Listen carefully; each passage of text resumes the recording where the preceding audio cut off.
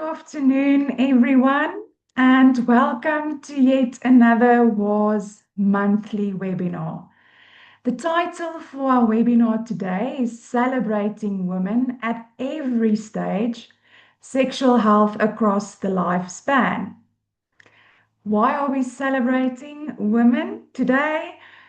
Because it is International Women's Day in March, of course. So aligned with that international celebration of women, WAS wanted to pay specific attention to sexual health in women across the lifespan. My name is Renee de Klerk and I am the Executive Director of WAS, and I'm so happy to be with you here this afternoon. The World Association for Sexual Health is dedicated to advancing sexual health, rights, justice, and pleasure for all. Through these webinars, we aim to share knowledge, encourage discussions, and engage with experts worldwide on critical issues affecting sexual health. Before we begin, I am just going to give you a few housekeeping notes. First of all, please share in the chat where you are from, where you are joining us from today, because context is really important. And as I introduce our panel and our speakers as we go along this afternoon, it will become more apparent why it's so important to know where everyone is sitting today. The views shared today are those of the speakers and may not necessarily reflect the official position of WAS. We follow the WAS Sexual Rights Declaration. Our information is evidence-based, inclusive, and culturally sensitive. Captions are available and live translation is available in multiple languages. Please use the preferred language using the interpretation button.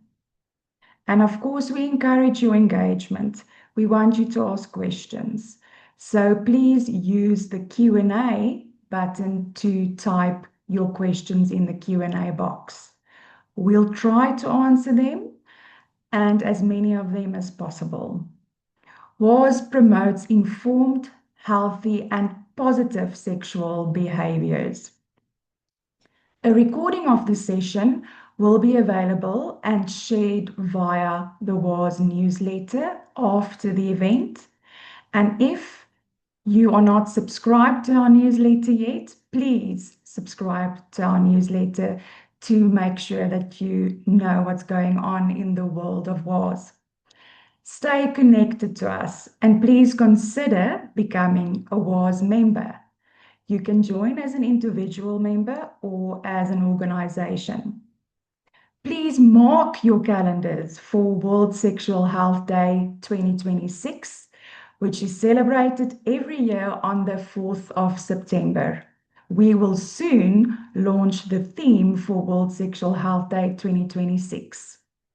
And we can't wait for you to join us in organizing your own event and joining us for World Sexual Health Day. Today, I am going to introduce our wonderful panel of speakers, one at a time as they come up. And our first speaker today is our President, Faysal. So the reason I mentioned why it's so important to know where you are all joining us from, it is really a privilege today to welcome Faysal. For those of you who are familiar with Faysal, you'll know that he lives and works in Beirut, and currently it is definitely not the most pleasant place to live and work. Unfortunately, we know that it is a conflict-ridden area at the moment, and in his day job, in the WISH program at the American University of Beirut, part of his responsibilities at the moment is so enormous because they are dealing with more than 1 million displaced people. He just mentioned to me before the webinar started that 1 in 5 people are now displaced.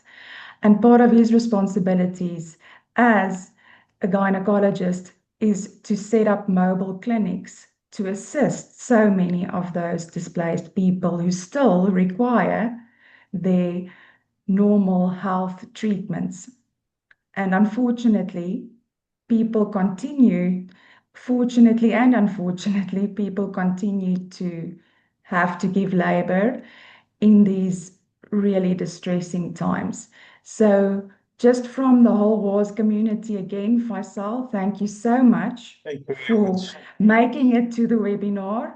I think the whole audience, really appreciates that you still make time for WARS and the work we do. And good luck with all your responsibilities. We are all rooting for you. Thank you. Thank you very much, Renee. Thank you very much. Thank you for all the audience and the panelists for being here. Well, we have to do what we have to do. We are all activists.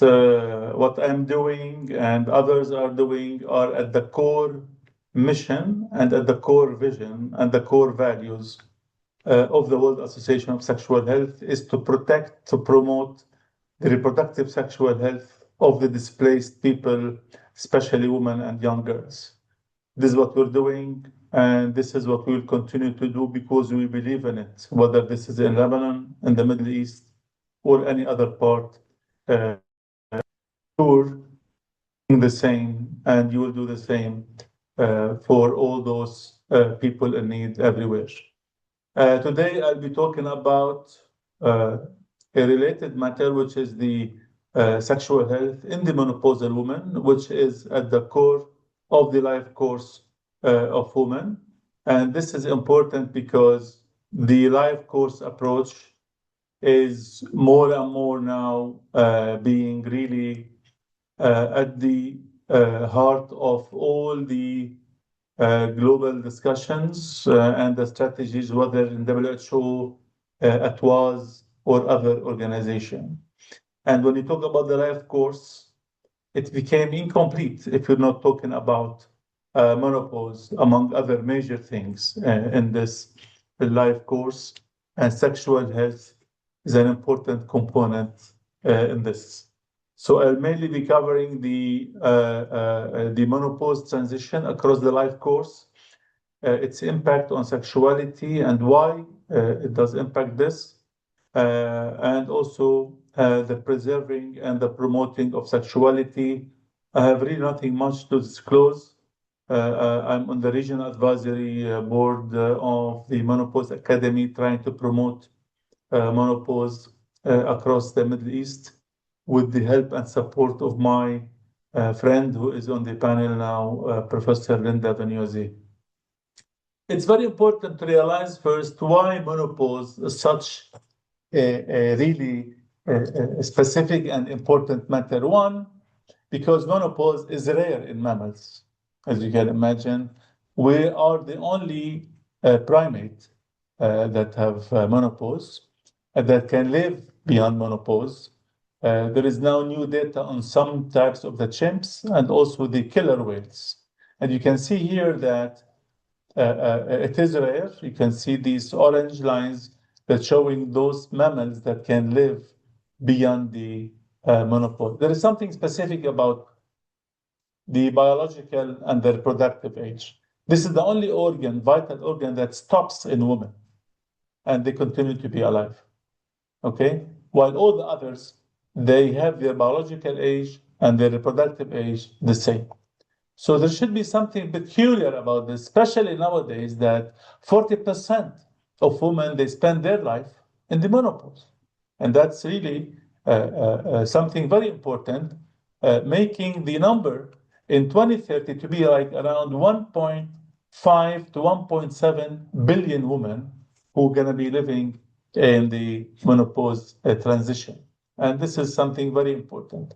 And across this transition, the concept of menopause as a stage is shaped by a lot of factors, by medication, by the sociocultural aspects, by age, by the hormonal profile, by the attitudes, by the partner, and by the medication being taken for a chronic condition or otherwise. And that's why you will see, as part of the peculiarity of this menopause, it affects almost every organ, every physical and mental aspect of women, including the sexual health aspect. And this have led many agencies, including the British Menopause Society, to look at the various aspects in women's life who are crossing menopause, like the struggle at work, okay, like the social withdrawal that's happening among women transitioning menopause because of the sociocultural effect, because of the impact on sexual health, and sex being off the menu in around 51% of women crossing menopause. And this is really a big number. And the partners who are left feeling helpless in around 40%. So we're talking about really big numbers among a very big population on the planet Earth. And this has been shown by a lot of papers coming from our region, coming from the international literature, showing like all of these factors, all of these symptoms that happen during the menopause transition can impact sexual health during the menopause transition. This is one of the milestone studies, like the Empower study, showing that women report a lot of sexual dysfunction, a lot of sexual distress during the menopause transition. Other important, also well-referenced studies showing 60% decreased enjoyment of sexual activity, and around 23%, then this drop in sexual activity is adversely affecting women's enjoyment of life. And this discomfort, this pain during sex is not only happening in the early days of menopause, it can continue, as you can see, in the second, third, fourth, and fifth year post menopause. So when we're looking at what is in specific in the sexual dysfunction that woman is suffering from, it can be across all the domains. It can be in the desire, in the arousal, in the ability to lubricate because of the low hormone, low estrogen during the menopause transition, in the orgasmic experience, in the satisfaction with the sexual events, and also in pain. And that was coming, as I said, from different papers. This is one of the really solid papers looking at the sexual functioning. And then there is decreased arousal, according to the woman in the study, okay? And there is also significant drop in the sexual desire. Other papers coming from different parts of the world, from our region, from Turkey, from Iran, from the Middle East, again, women reporting 50% sexual dysfunction. And that is a lot. This is a more recent paper from the president of the International Menopause Society, our friend, Linda's friend, Rosella Nappi, again, looking at both the impact of sexual satisfaction as in reduced sex drive depression, and also in conjunction with the impact on the mental well-being, showing an association between the impact of the menopause transition on mental well-being and at the same time on the sexual function. And you can see some of these numbers. Looking at 53%, they will be less interested in sex, and 71%, they have a positive attitude to maintain sex life. So there is a need for people to stay sexually active, but they need a support. They need more information, more education, and more clinical care in that aspect. And the question is this happening because only of the hormonal aspect of menopause? Or is this happening because also menopause is happening over time and there is an aging effect on this?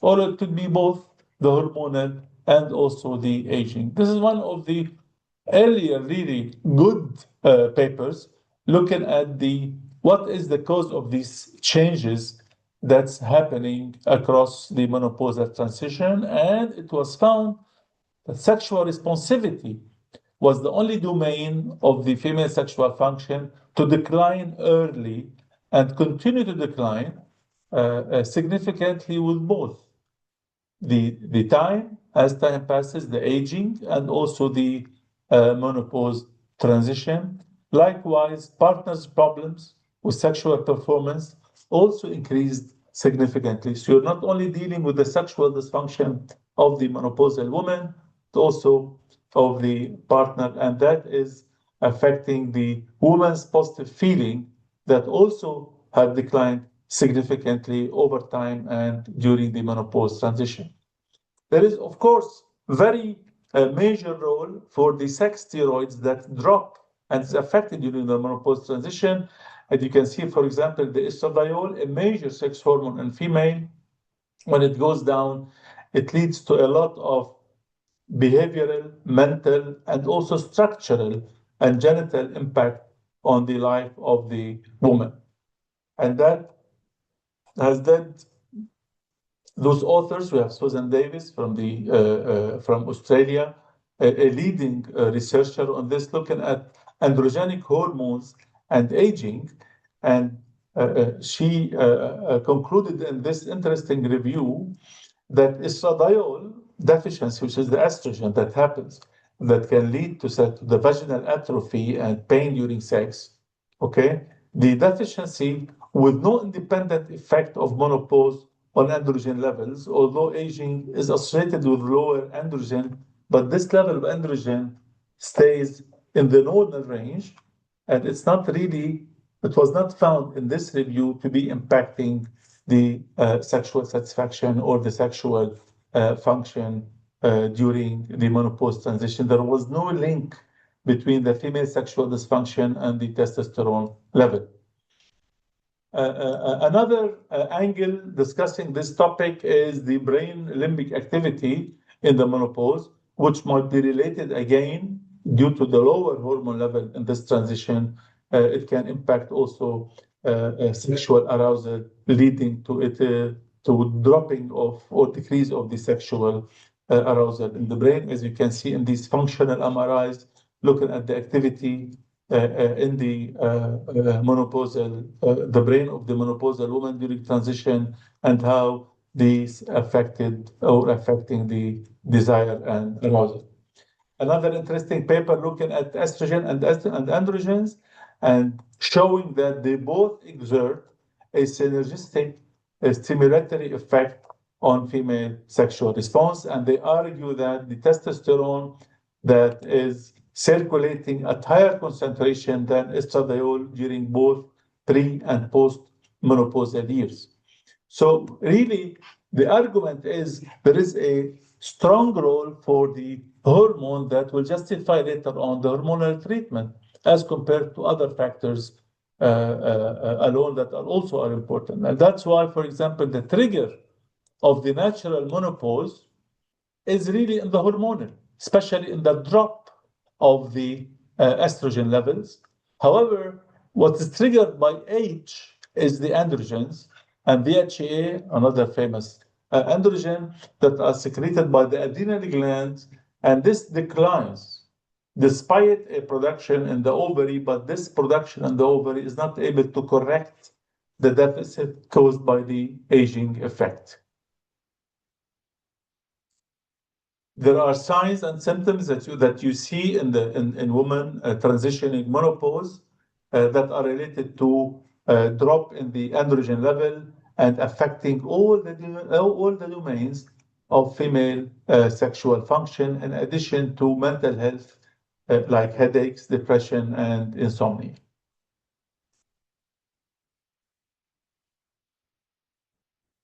So the argument continues that there is a role for androgen that are dropping and they're not compensated for, and there is a need for this. There are 2 times risk of developing a low desire as lower total and the free testosterone levels drop during the menopause transition.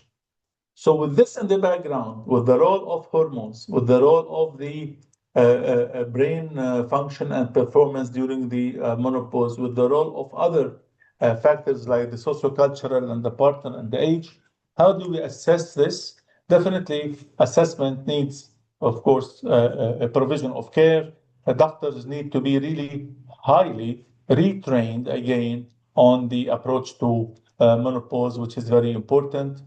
A modern way of looking at it is using a biopsychosocial model, and this model looks at the biological, psychological, sociocultural, and interpersonal approach based on many of the scales that you use in the menopause clinic, so you can capture all the aspects of the menopausal transition. Factors that possibly affecting sexual function in menopause, as we have said, are all within the biopsychosocial model. Some of them are predisposing, some are precipitating, and some are maintaining factors that you have to look at.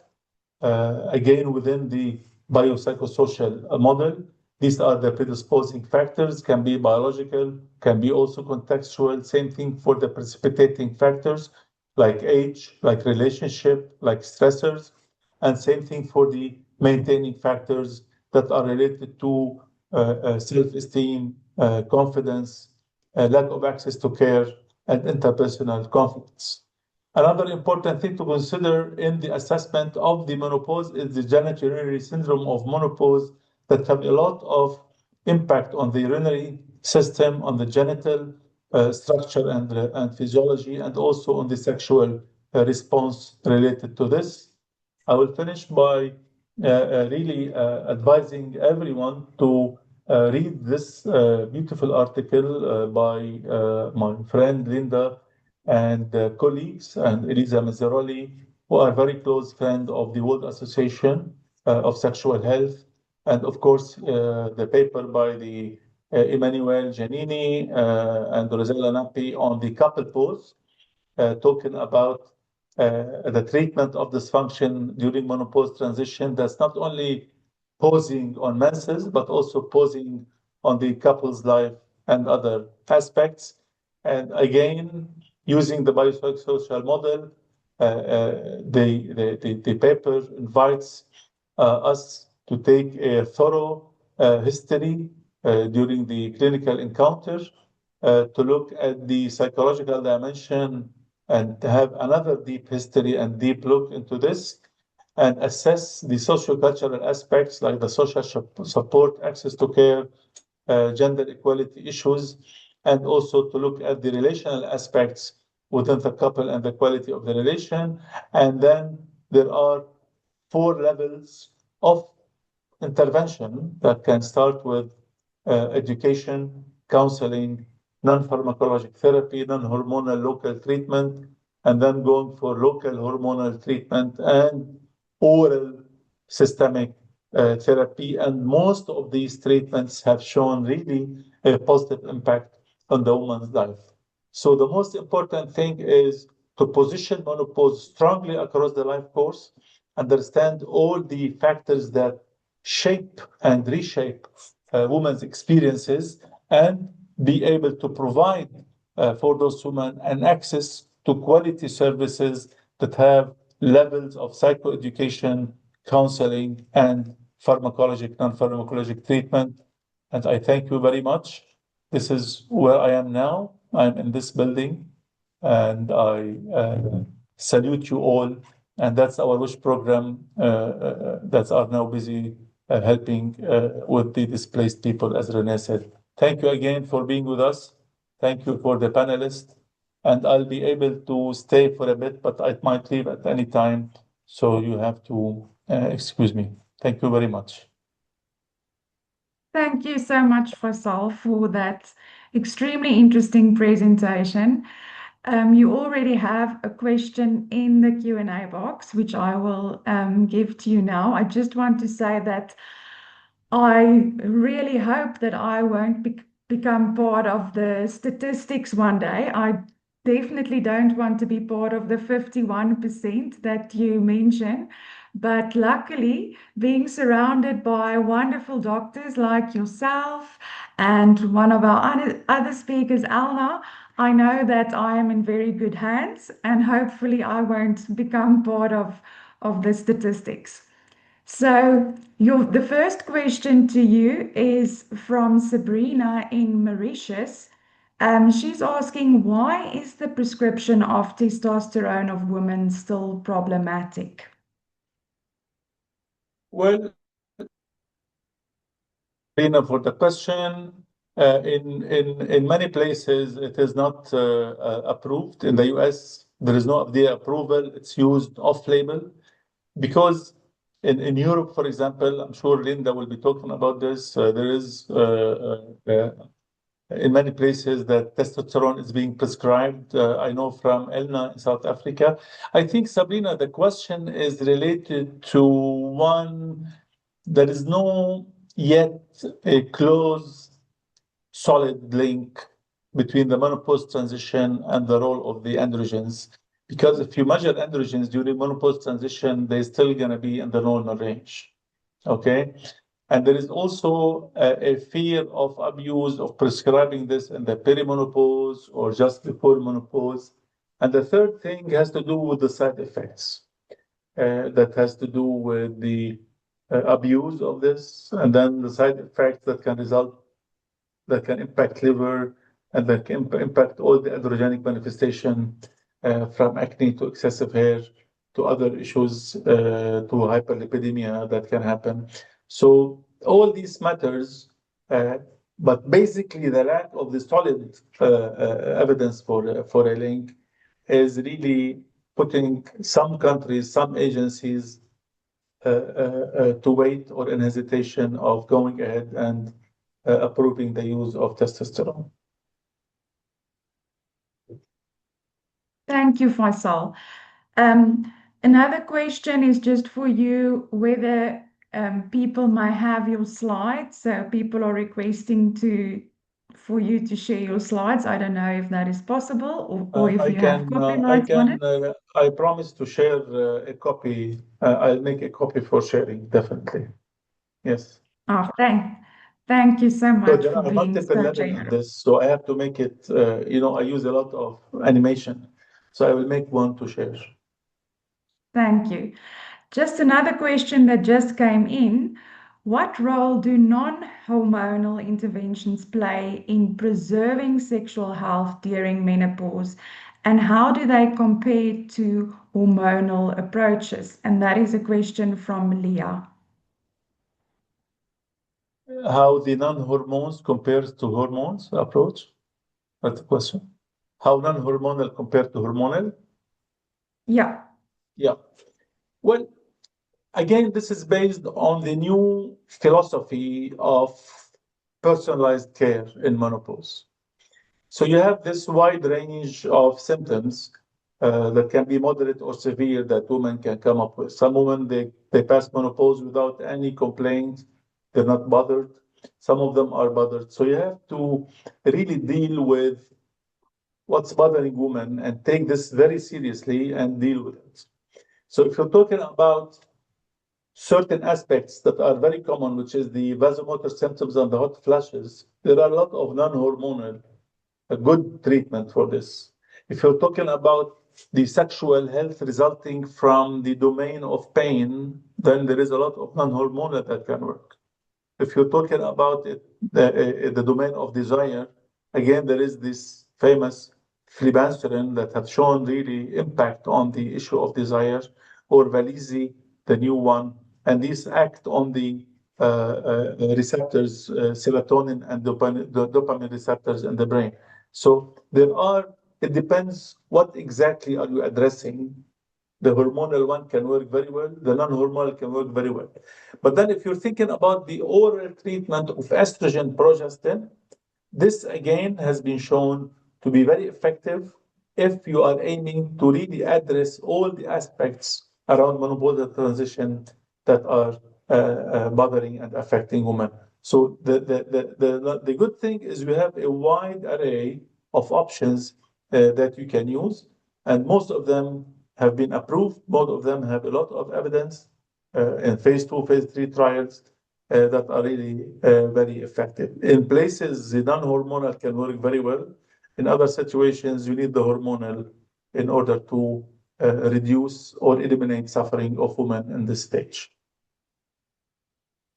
Thank you so much, Faisal. I can see that our audience is just hanging on your lips at the moment. But unfortunately, we need to now introduce our wonderful next speaker, and that is Linda Vignozzi, also a very good friend of Faisal. Linda is a full professor of endocrinology at the University of Florence, and she's also the president of the International Society of the Study of Women's Sexual Health.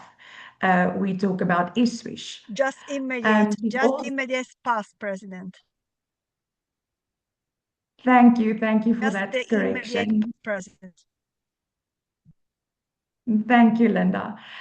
I am going to let Linda go ahead and she's going to talk about reproductive health with us today. Thank you so much for joining us, Linda. We really appreciate your time. Thanks. Okay. Thank you very much for this nice introduction. So actually, provide some new data on reproductive hormones and sexual health, the focus on sexual health, and we started with Faysal also to describe the new data coming from our university that demonstrate the role for androgens in women. Actually, this is my disclosure.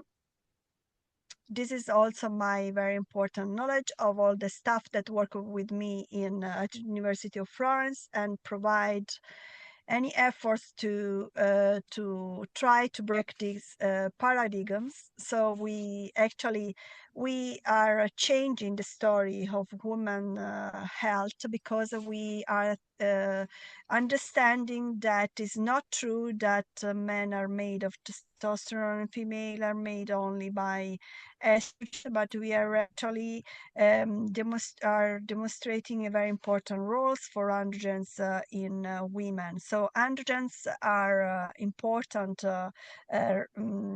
hormones deriving from reproductive organ and such as the ovary and but not produced by the ovaries, also produced by the adrenal gland. And having said that, we can easily demonstrate that testosterone is more represented in the blood sample of women than the estrogen. This means that testosterone is roughly around 0.5 or 2 nanomolar, the normal range, and the upper normal range, and is also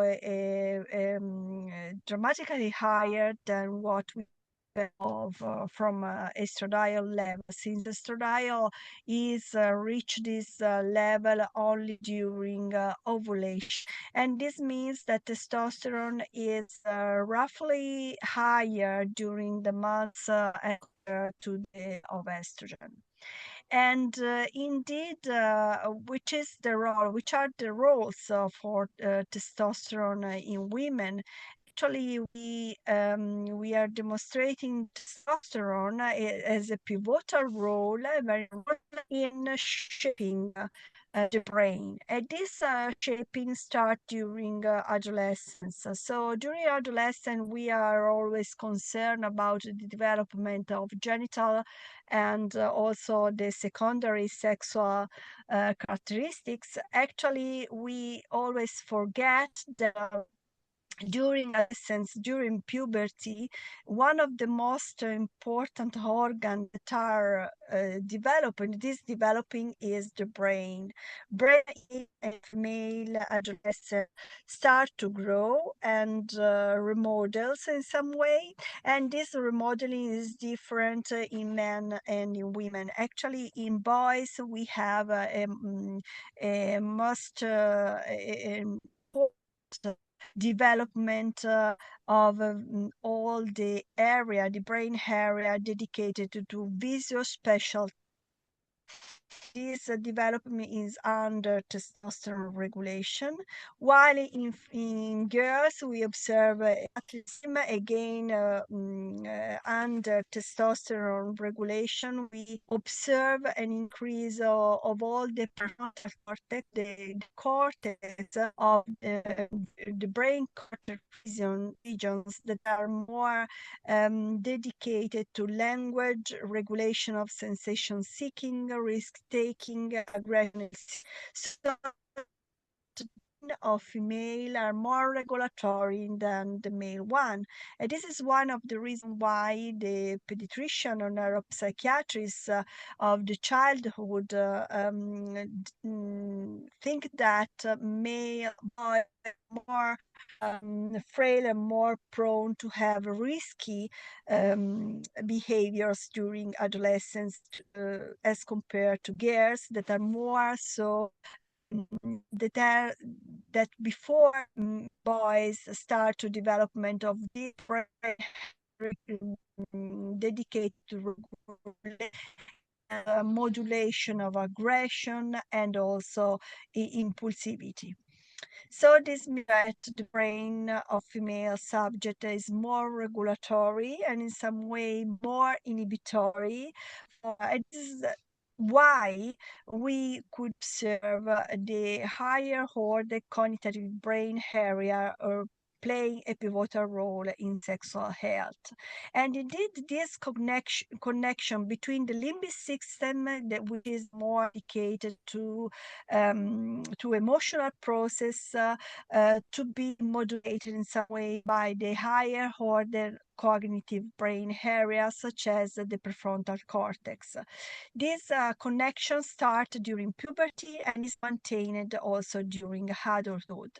Why I'm talking about this brain area here, talking about testosterone? Because it has been demonstrated that this area, which is highly regulatory, so the prefrontal cortex is able to encode in some way our inner model for emotional inference. This means that is able to regulate emotional process.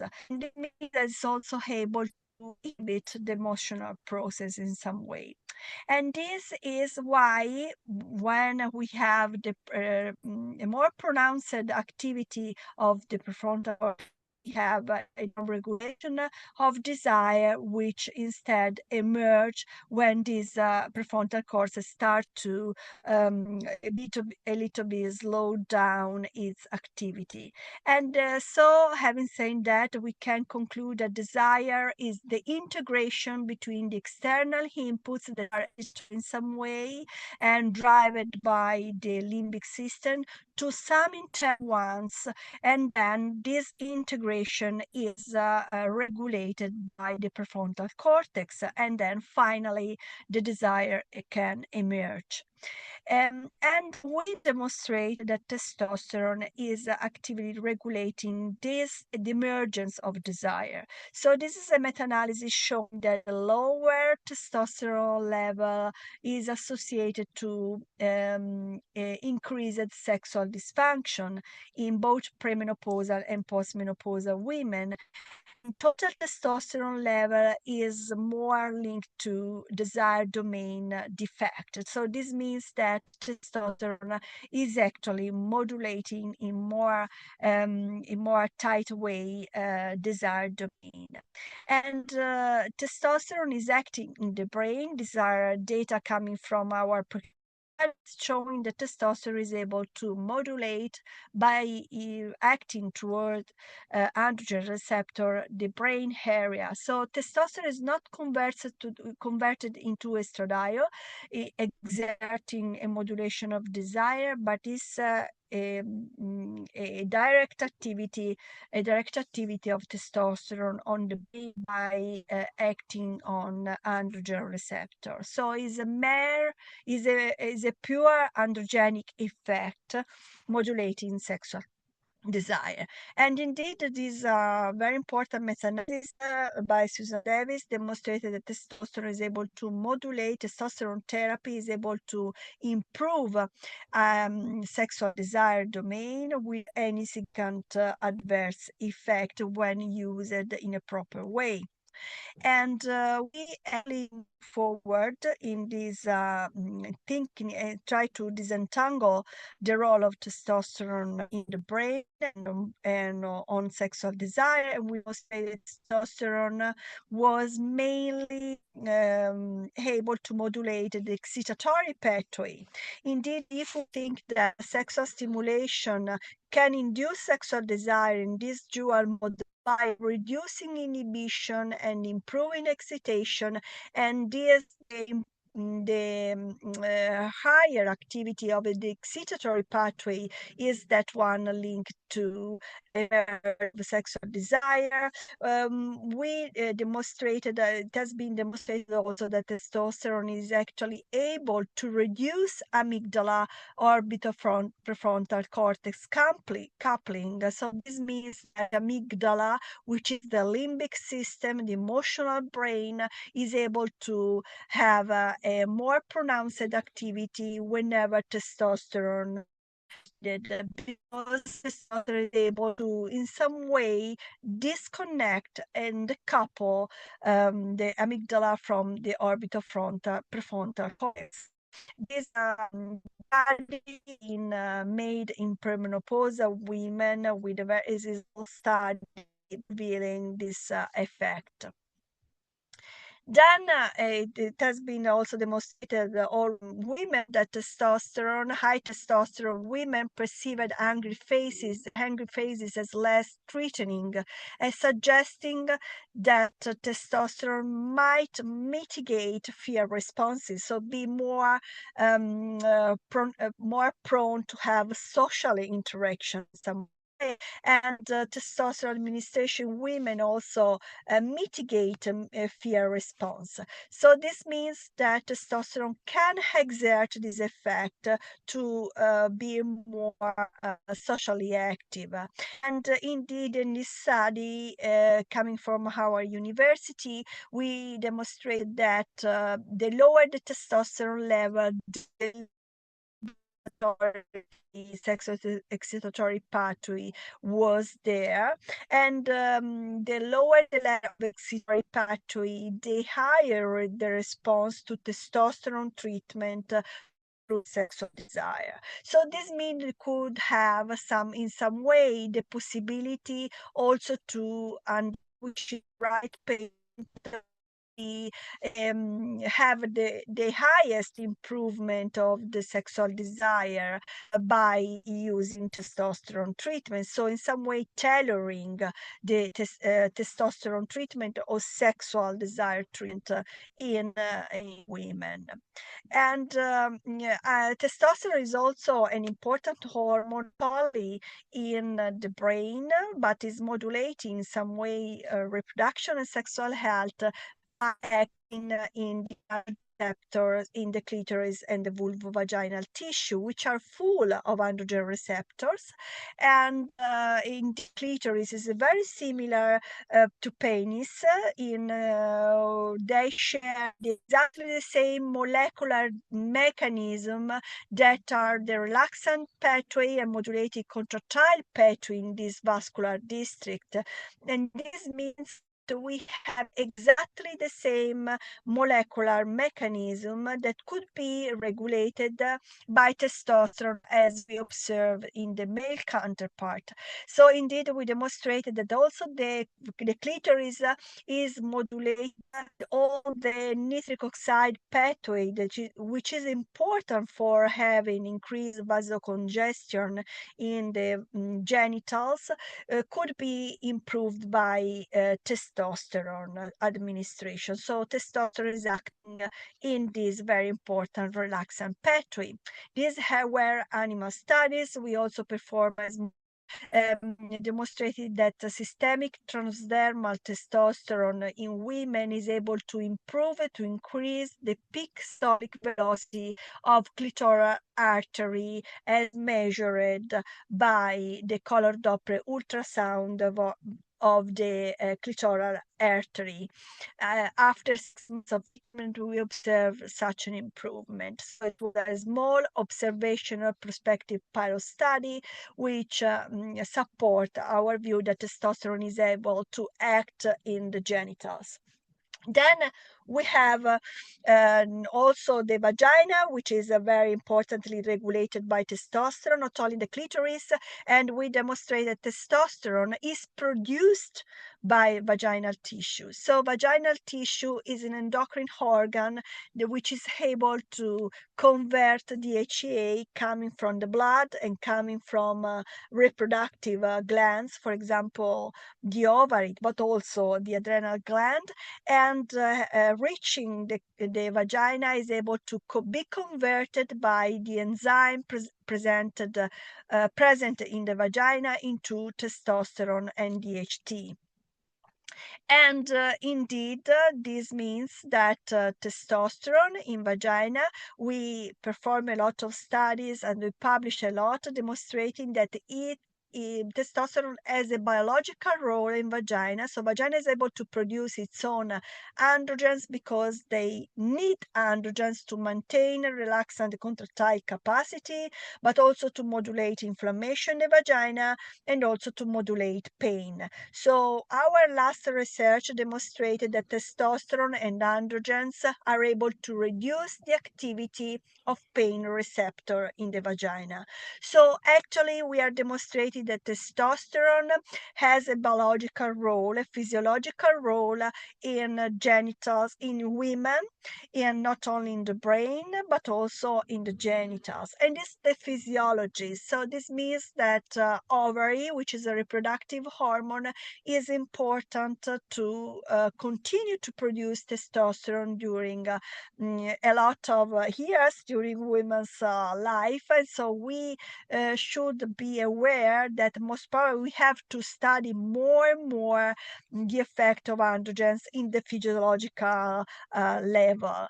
So actually our society, the International Society of the Study of Women's Sexual Health, did this very important consensus panel review demonstrating all the role of vaginal DHEA or vaginal testosterone for the treatment of GSM.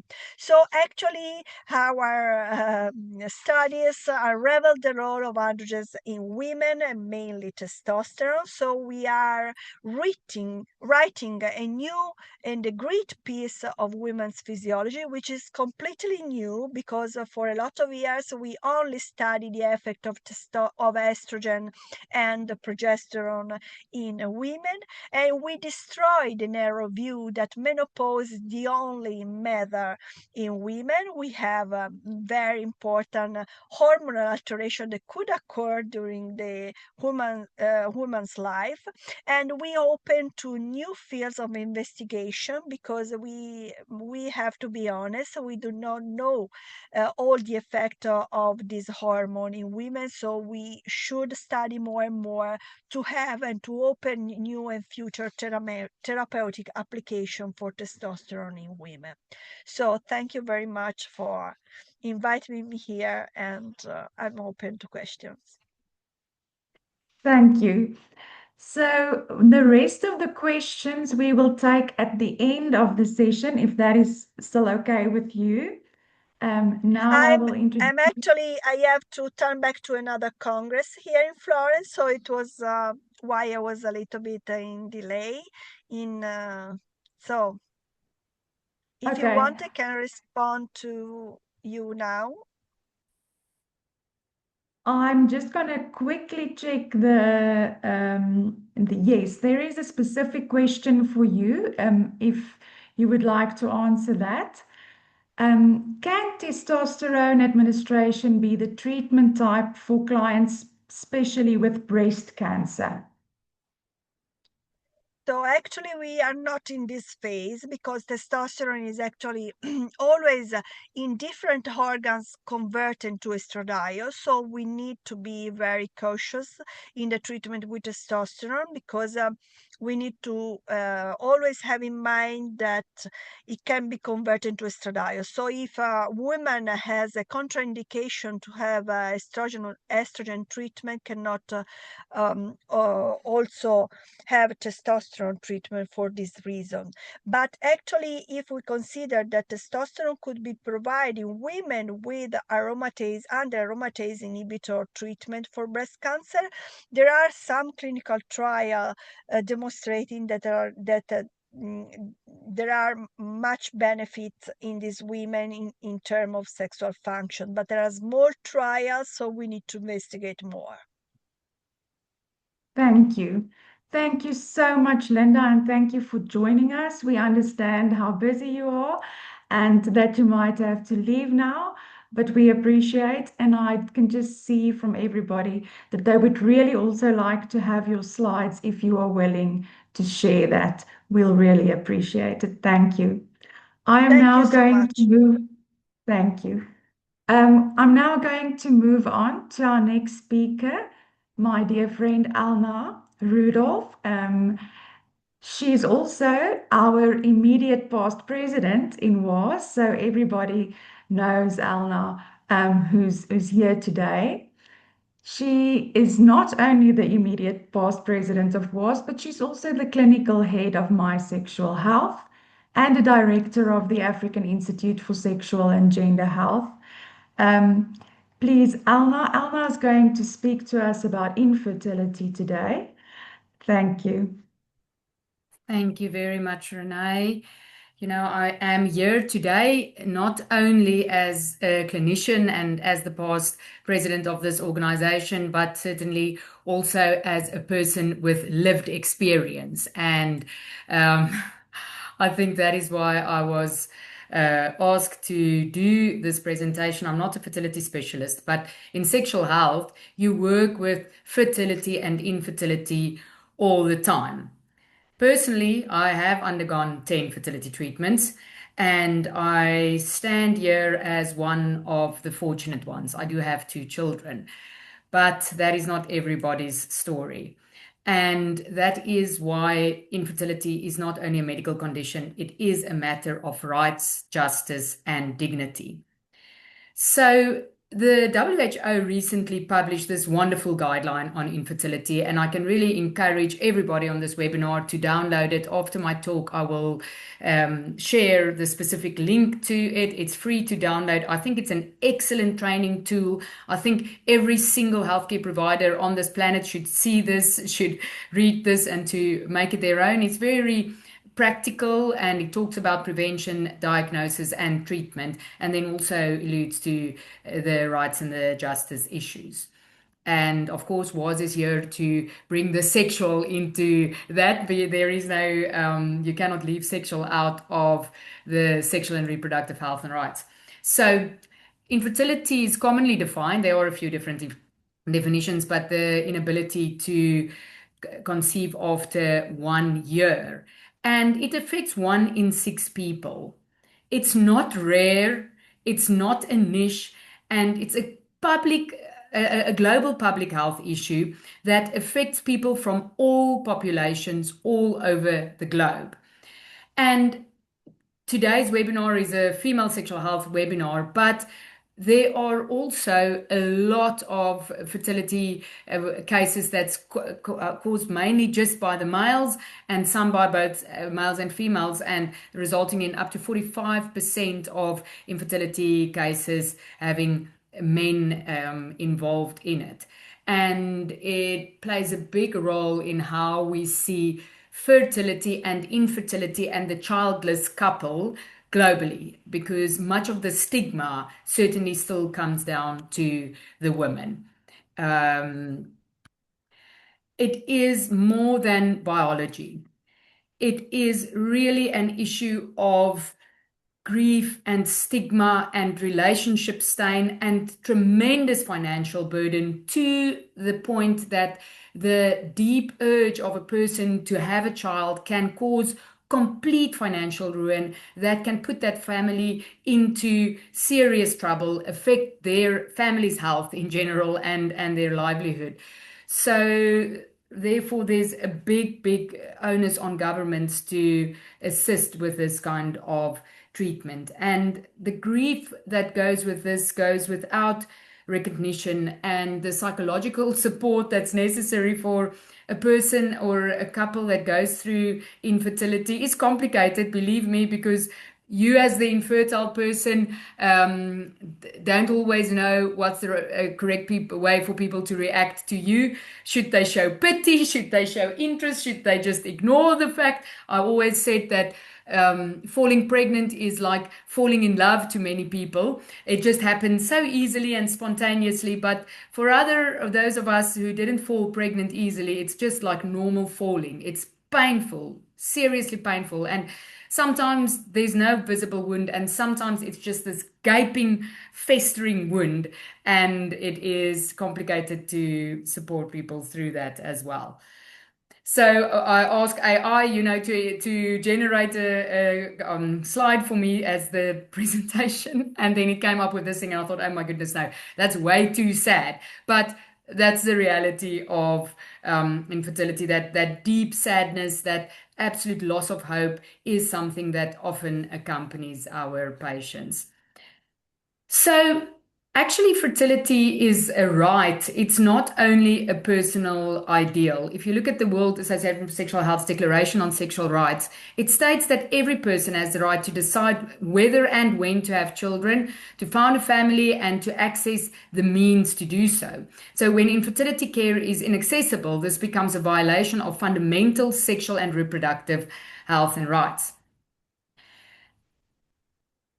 And fertility and reproduction is also not an obligation. So what people always also complain about is that if you hit your 30s and you don't have a child yet, there's family members and other people that start to put pressure on you to have this child. So it's not an obligation. And not all childlessness is due to infertility, because some childlessness might be because that marriage is actually unconsummated. They've never been able to have sex. There's significant sexual dysfunction. They might have consummated, but there is such severe pain that they cannot have regular sex. It might be due to pregnancy loss. They might be falling pregnant frequently, but lose those pregnancies. It might be because it looks like a man and a woman, but there are two uteruses there, or there's no uterus there, if there is gender diversity in that couple, or just a gay couple who cannot have children purely due to the biological limitations in their bodies. And there's many other reasons why childlessness isn't necessarily infertility. And not all infertility necessarily results in childlessness. So people can form families in other ways. And just making this biomedical thing with this massive amount of pressure of producing a child from your own body with your own biological material puts a lot of pressure on people. And that also needs to be taken into account. And it is a justice issue. Access to fertility is unequal. So one would think, is it poor people that don't fall pregnant, or is it wealthy people that don't fall pregnant? But the reality is infertility in itself doesn't discriminate. It's more or less the same. But the problem is, if you look at this map of the global south, this is now, if you look at those big circles, that is if there are 48 fertility clinics per 10 million people in that area. And there's another similar map from this particular paper that shows the amount of infertile people in regions also differ slightly. So then this map changes a little bit. But as you can see, the global north, there's quite a lot of fertility treatment access to it. But if you look at this map, it is really scary to think of how few fertility treatment centers there are in these regions. And if you think that this affects 1 in 6 people. So if you look at this document from WHO that I referred to earlier, infertility is not only about male factors, female factors. This is how you treat it. It is really about the right to health as all, and the right to health, and that everyone has the right to enjoy the highest attainable standard of physical, mental, and social well-being. And if founding a family is part of that, then yes, that's a right. The right to enjoy the benefits of scientific progress and its applications. So if you live in a country where you do not have access to this kind of treatment, or this kind of treatment is only possible if you spend 5 times an annual minimum wage income on one treatment, because that's the reality that we have often in the global south, then you don't have that right to the access to benefit the scientific progress. And it should be a primary healthcare issue. It should be addressed in every single primary healthcare clinic out there. If you look at how simple WHO put these guidelines, it's actually really possible that every nurse in every clinic, in every pharmacy, and even school teachers need to educate about it in a primary sense, and that we should not leave this only to specialists. We all need to generate a form of financial protection for patients, as I explained earlier. It's a gender equality issue. Women are disproportionately affected by the consequence of infertility, and addressing infertility is relevant to gender equality. And then universal health coverage. This is what WHO is pushing for very strongly, to make sure that we do get our governments to include this in basic healthcare, and then equitable access to healthcare. So, sorry, now my slide doesn't want to move. Sexual justice requires that all people have equitable access to care and the autonomy to make their own decisions. Health systems, in effect, decide who gets to become pregnant. And this is not only inequality, it is reproductive injustice. Sexual pleasure is an issue. The War Sexual Declaration on Sexual Pleasure reminds us that sexuality is about more than reproduction. And often in the couple that struggles to conceive, sex changes from pleasure to pressure. And that can have quite a significant impact on people. Sex needs to be done on a specific schedule. It needs to be, it's something very clinical. The doctor gets involved into the when, where, what, how. There's tubes and bottles and injections and everything involved in that. And that can have a significant impact on the intimacy. The intimacy suffers from that. And infertility is therefore not only a reproductive issue, but very, very much a sexual health issue, and therefore a sexual justice issue as well.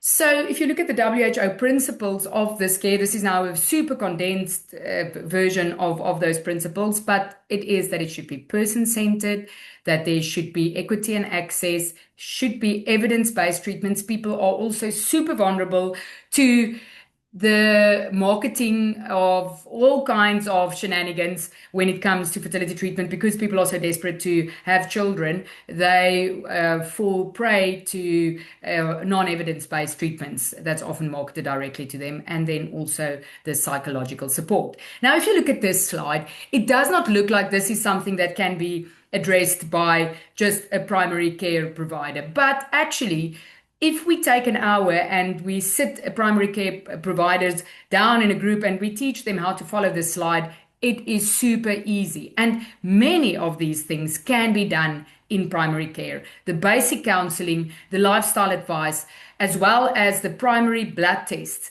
can all be done in primary care. And you can get quite far with that. But then inevitably, there are those things that need to happen in a more specialist setup, and people should have access to that. So that's for female factor infertility, and this is for male factor infertility.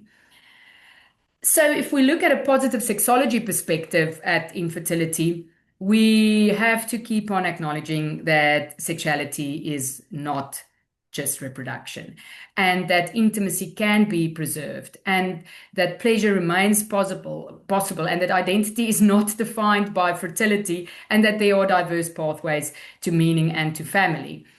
I'm always surprised because I work so closely here in South Africa. We've got excellent medical systems in private, and we've got multiple fertility clinics. And so often I see people that have gone through multiple fertility treatments, and in the meantime, there's such basic sexual health issues. There's significant relationship issues. Their psychological health has suffered dramatically, and that is not addressed. There are those clinics who really try their best to address that, but it often results in a lot of the stress and pressure that then also contributes to some of the infertility.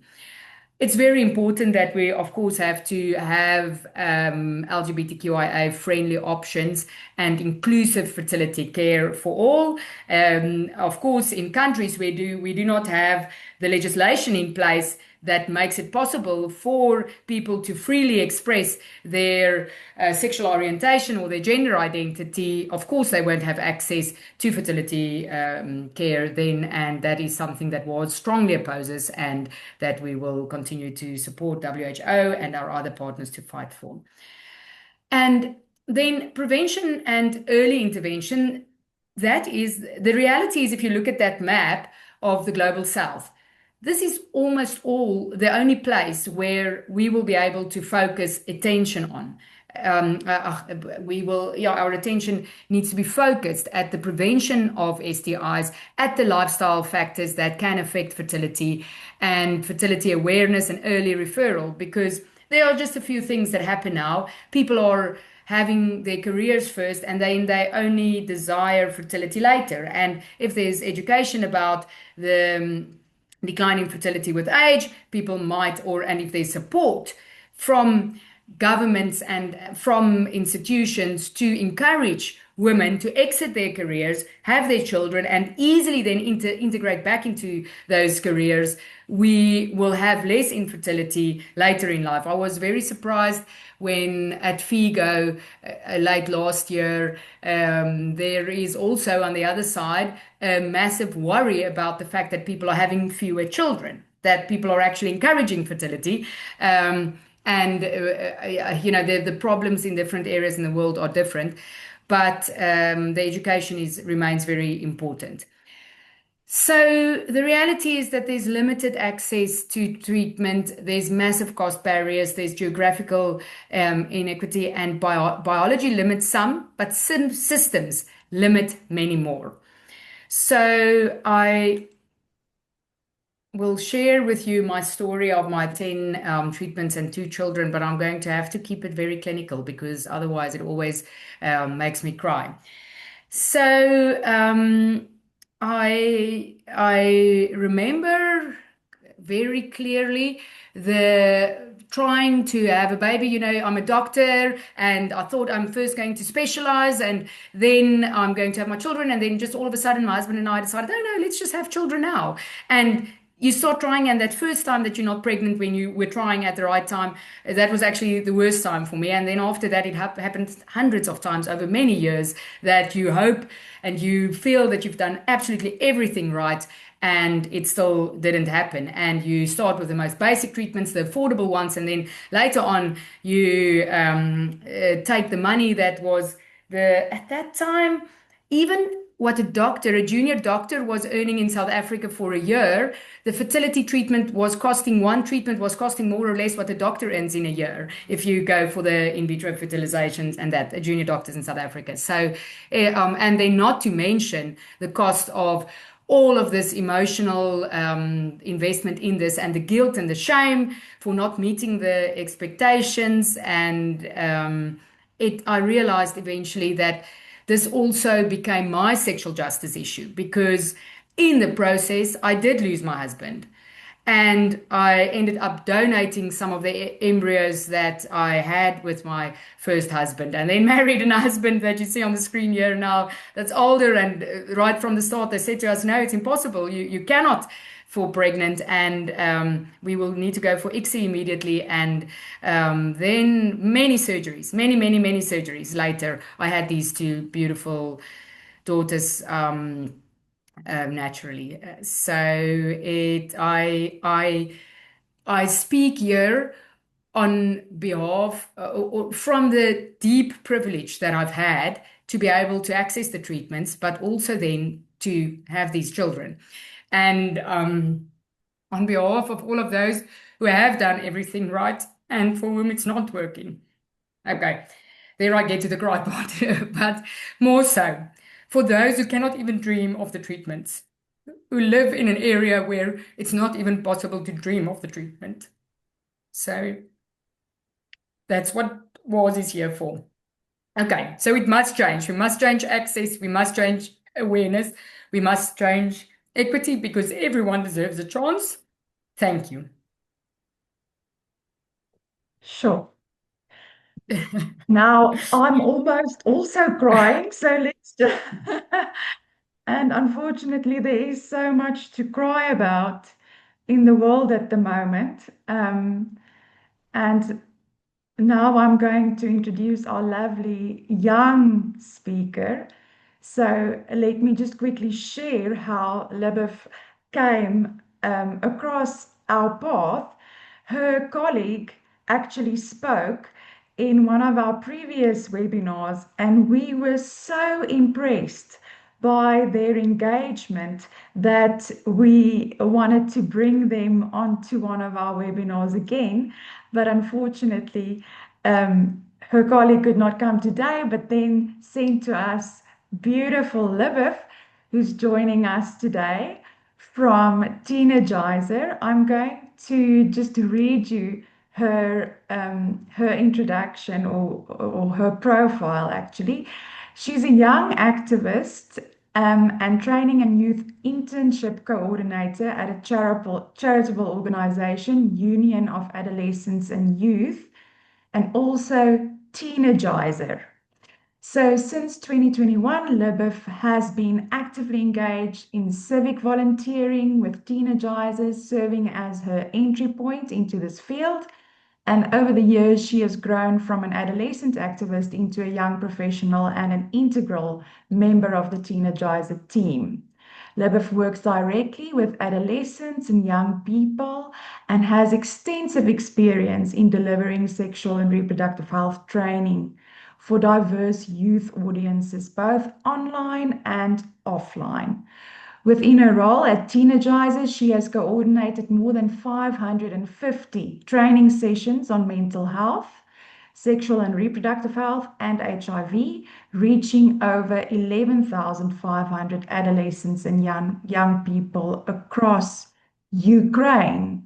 Once again, emphasizing the context where people are from.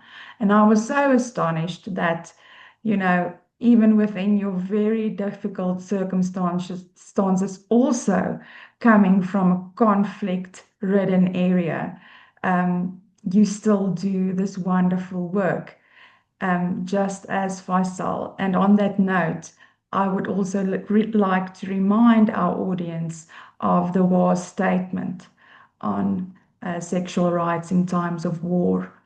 So please, Liubov, share your thoughts with us, of course, on adolescence and that part of a woman's life.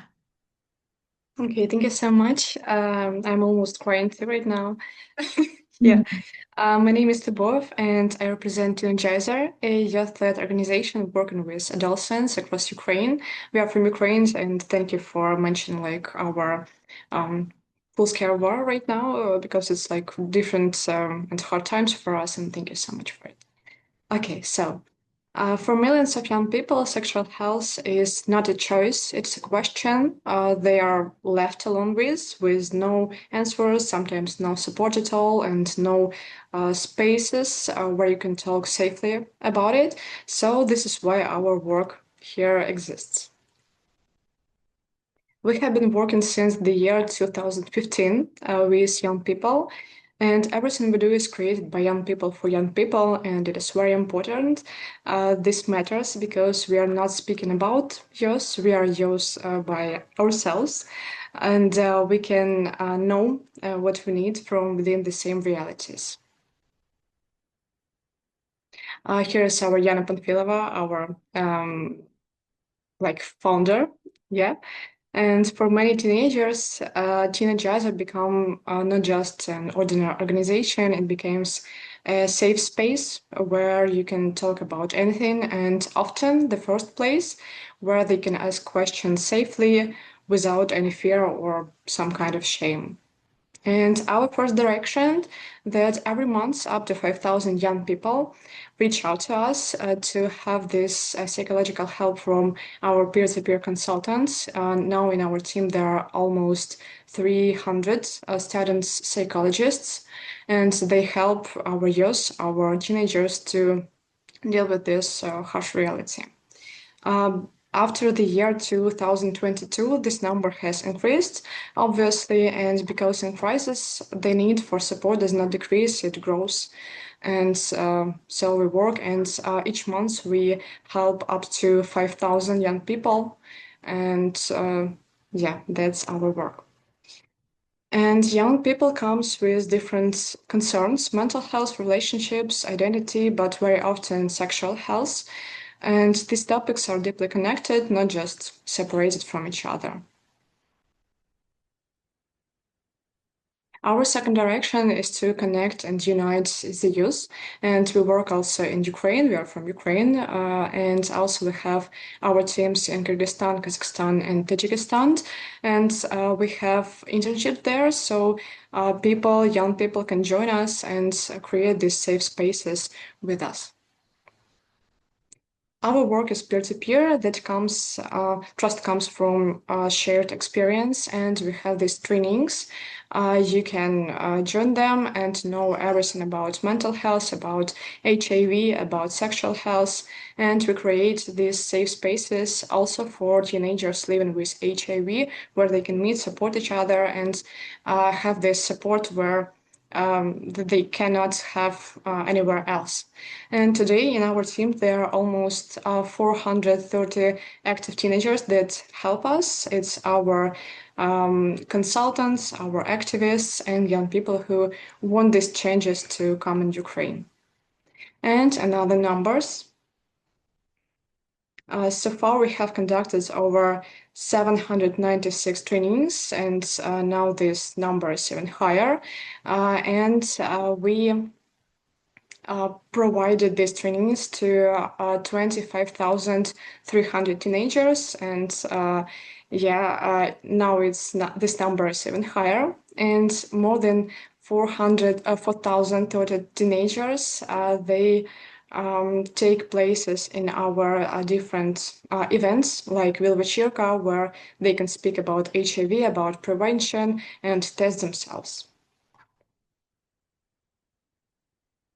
And our third direction is presenting the voice of youth in the processes of policy formation. We stand up for the rights of teens and convey their voice because we are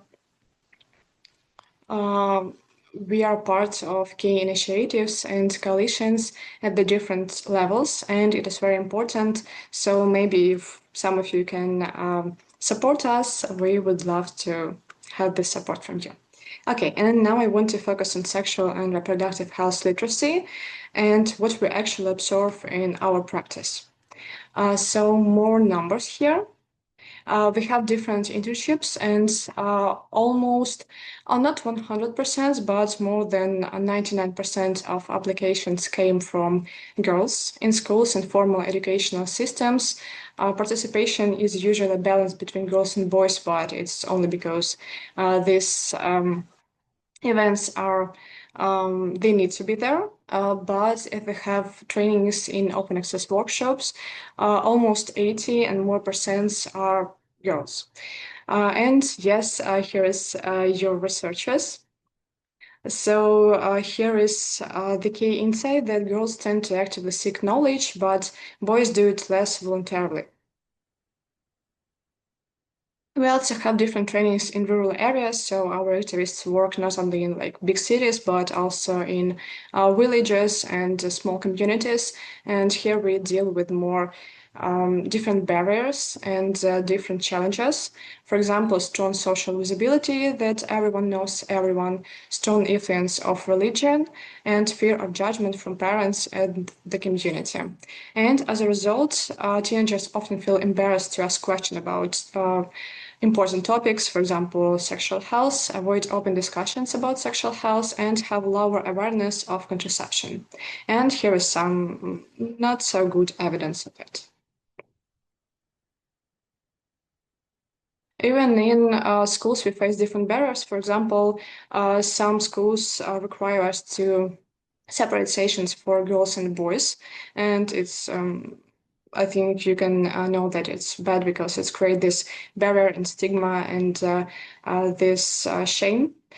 And some schools even refuse sexual health trainings entirely due to fear of complaints from parents. And we have that complaints that parents are just afraid that it's not what children need to know, like from school.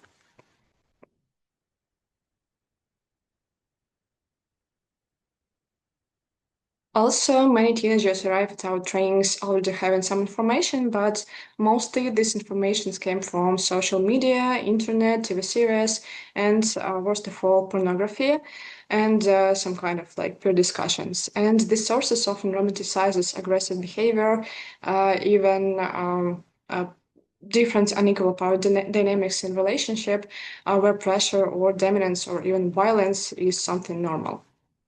Outside Ukraine, we have this very difficult and horrifying quotes like "Мовчання знак згоди," which means silence means consent, and it is very dangerous because consent must be clear, active, and freely given. From what we observe, girls understand this concept more often, but boys are less likely to follow it consistently.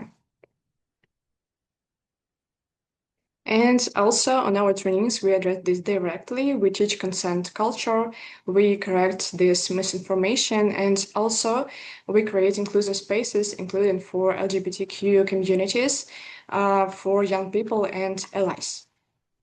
And lastly, talking about emergency contraception, we know that almost no one heard about this emergency contraception, and almost 121 million unintended pregnancies occur worldwide every year.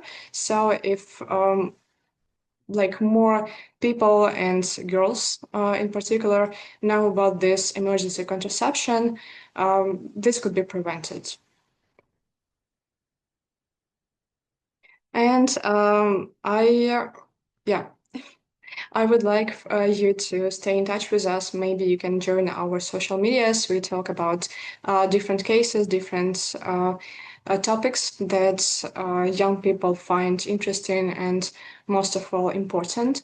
And also, I think we can share this presentation with you, and you can click everywhere and go to our websites, and here you can have our free consultations. So maybe if you have your kids or if you can recommend us to someone, you can do it. Just click here and you can try our consultations yourself. And that's all about our work. I think you can implement something in your communities and in your work in your countries. And thank you. Thank you. Oh, I have 2 minutes. Maybe you have some questions. Thank you so much, Liubov. And thank you so much for the wonderful work that you and your organization is doing in Ukraine.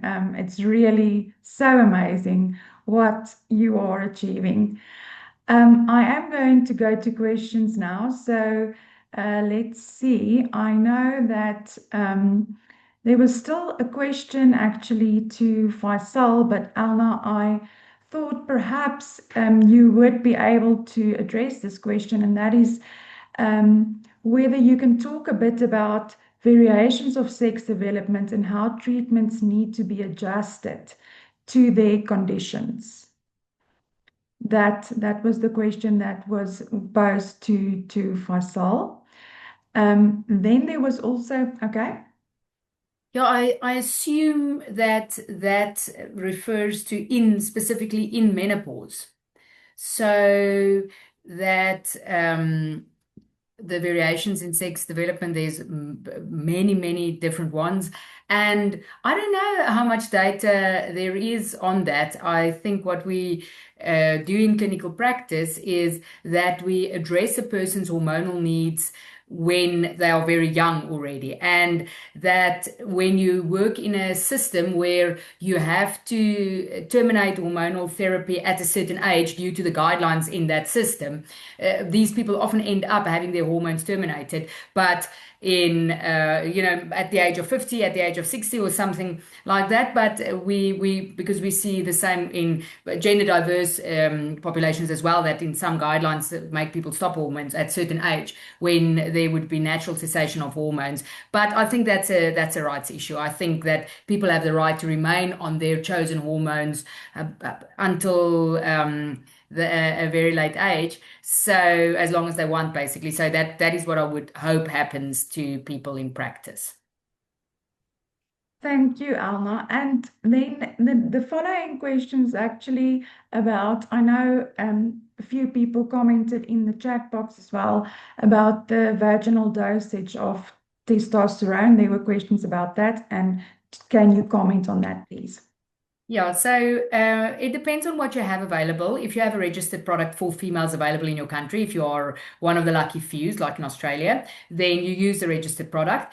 And then the actual amount is not what is important. It is activating the receptors. So I do not know what the milliliters that was used in each one of these studies that Linda referred to.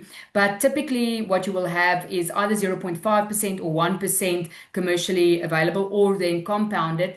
And for the vaginal application, you really actually need a very small amount. So I can show you here. I'm in my office, so I'll tell a person to literally just use that much, but rub it in very thoroughly. Take like 2 minutes to rub it into the external vulva and then into the vagina like that, and at the bottom as well. So it doesn't have to be a large amount. If you're trying to reach systemic volumes of testosterone, systemic levels, then you need to go according to the dose. And with this particular one, it's like that much to reach a desired level. And then, of course, you adjust the level, you adjust the amount according to the levels, which is also contentious because the machines aren't really made to monitor levels in women. But if you do decide to give testosterone, you just need to check a level for safety purposes, because some women don't absorb, some absorb but don't metabolize, and then you can get supraphysiological levels. Thank you so much, Alma. There are more questions for you, but I'm not sure whether we will get to them. And I just want to ask a question to Liubov, because a question came in for her as well. The question to you, Liubov, is how do you think we can reach teenage boys more?